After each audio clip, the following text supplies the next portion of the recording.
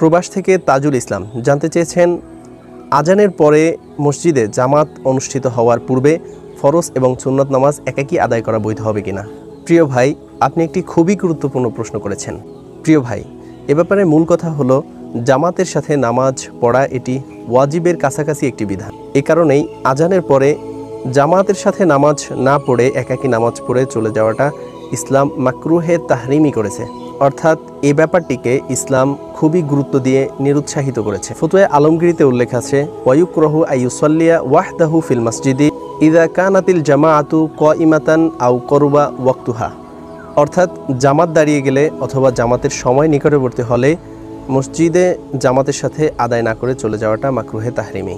তবে যদি বিশেষ ওজর থাকে বা খুবই গুরুত্বপূর্ণ প্রয়োজন থাকে সে কথা ভিন্ন, যেমন অঙ্গহানি অথবা প্রাণহানি, প্রাণনাশের ভয় থাকা অথবা সফরে থাকা, সেক্ষেত্রে আপনি এই কাজটি করতে পারেন। এ মর্মে হেদায়া শরীফে উল্লেখ আছে, সলাতুল জামাআতি সুন্নাতুন মুআক্কাদাতুন ওয়া তারকুহা মিন গায়রি উযরিন মাকরুহুন কারাহাতান তাহরিমাতান, অর্থাৎ জামাতে নামাজ আদায় করা এটি সুন্নাতে মুআক্কাদা, অতএব প্রয়োজন ছাড়া এটি ছেড়ে দিলে এটি মাকরুহে তাহরিমি হবে।